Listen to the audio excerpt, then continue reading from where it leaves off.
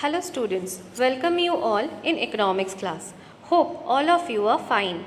Today in this video, we will discuss chapter 2, People as Resource. Open your book, page number 16. Let's start the chapter.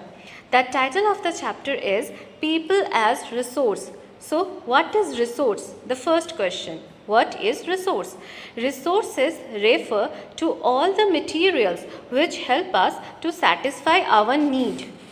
Okay, now the overview of the chapter. The chapter People as Resource is an effort to explain population as an asset for the economy rather than a liability. So at first understand what is the meaning of asset.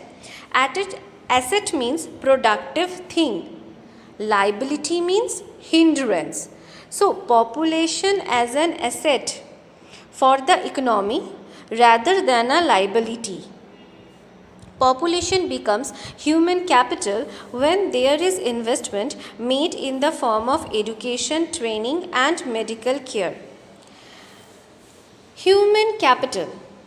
In the previous chapter, we have already read about factors of production, remember? And one of them is human capital. This chapter, People as Resource, is based on human capital. It is the skilled human that can provide maximum utilization of natural resources and physical capital. So, population becomes human capital if investments are made in the form of education, training and medical care. In fact, human capital is the stock of skill and productive knowledge embodied in them. Okay. Now the next paragraph. People as resource is a way of referring to a country's working people in terms of their existing productive skills and abilities. Looking at the population from this productive aspect emphasizes its ability to contribute to the creation of the gross national product. So, when we talk about people as resource, we are referring to their existing productive skill and abilities. Right? And gross national product. What is gross national product? Gross national product. A measurement to value what country's citizen produce in a given year, whether or not the production occurred in the country itself. That is gross national product.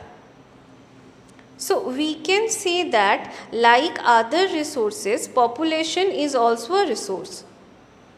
Like other resources, population is also a resource, a human resource. This is the positive side of a large population that is often overlooked when we look only at the negative side.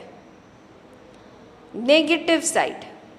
Considering only the problems of providing the population with food, education and access to health facilities. When the existing human resource is further developed by becoming more educated and healthy, we call it human capital formation. Human capital formation. So, what is human capital formation?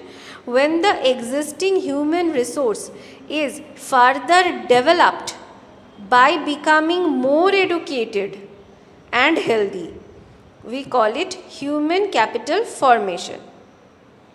Okay. Human capital formation that adds to the productive power of the country just like physical capital formation. So we can say that human beings are the most important resource of the country. When you invest on human beings, you will get return for this. Like physical capital formation, you will get return from this. Investment in human capital through education, training, medical care yields a return just like investment in physical capital.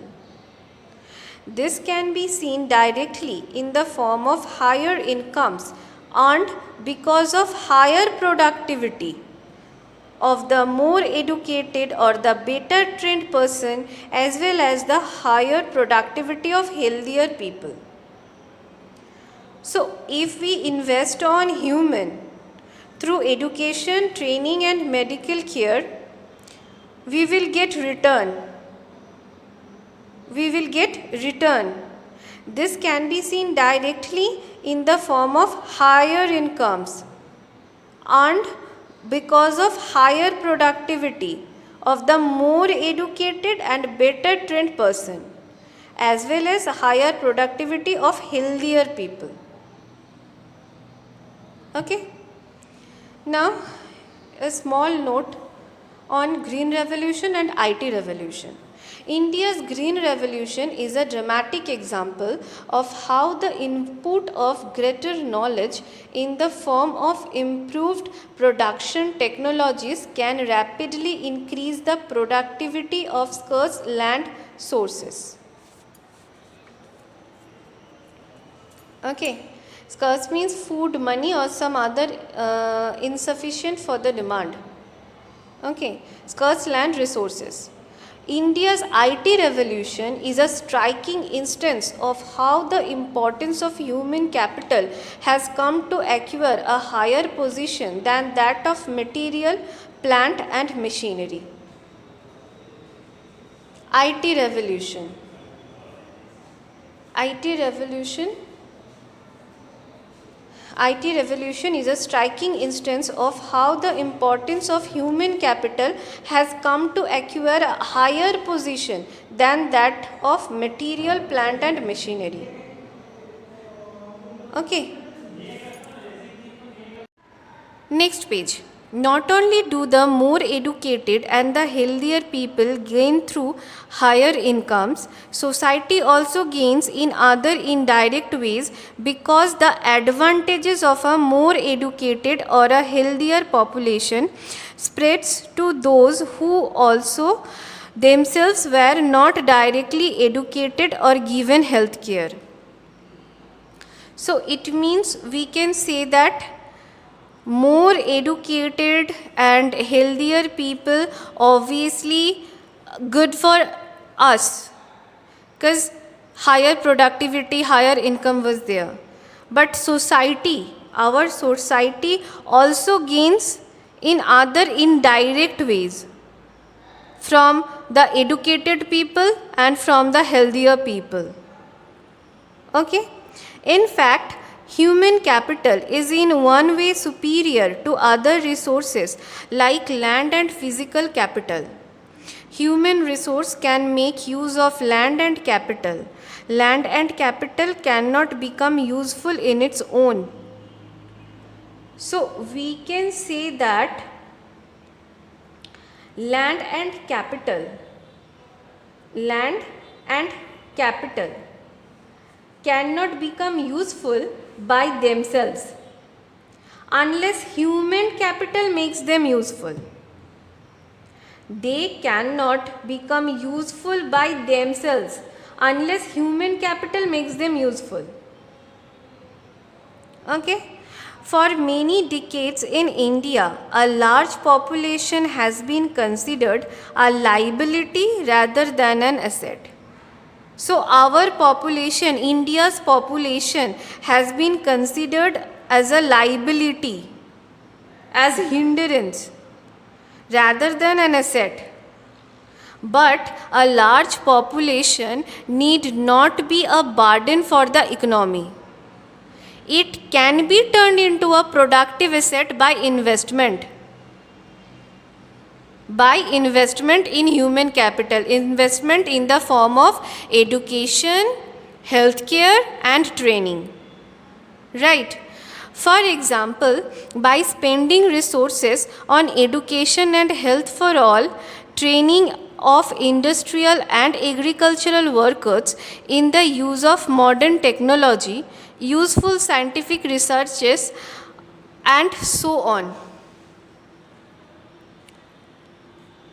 Okay. So human capital means population needs not to be a liability. it can be turned into a productive asset by investment in human capital. Our India's population needs not to be a liability for us. If we invest education, healthcare, and obviously in training, then it will turn into an asset for us, for our country. Okay? The two following cases illustrate how people can try to become a more productive resource. Story of Sakal and story of Vilas. Let's read the story. There were two friends, Vilas and Sakal, living in the same village, Simapur. Sakal was a 12-year-old boy. His mother, Sila, looked after domestic chores. His father, Bhuta Chaudhary, worked in an agricultural field. Sakal helped his mother in domestic chores. He also looked after his younger brother Jitu and sister Situ. His uncle Shyam had passed the matriculation examination but was sitting idle in the house as he had no job. Bhuta and Sheila were eager to teach Sakal. They forced him to join the village school, which he soon joined. He started studying and completed his higher secondary examination. His father persuaded him to continue his study. He raised a loan for Sakal to study a vocational course in computers. Sakal was meritorious and interested in studies from the beginning. With great vigor and enthusiasm, he completed his course. After some time, he got a job in a private firm. He even designed a new kind of software. This software helped him increase the sale of the firm. His boss acknowledged his services and rewards him with a promotion. So this is the story of Sakal. We can say that Sakal is very meritorious boy, enthusiastic, physically very strong and healthy. His parents, Bhuta Chaudhary and Sheila, invest in his education, right? In his education, in his healthcare, and also for the training, vocational course in computer. So this is the story of Sakal.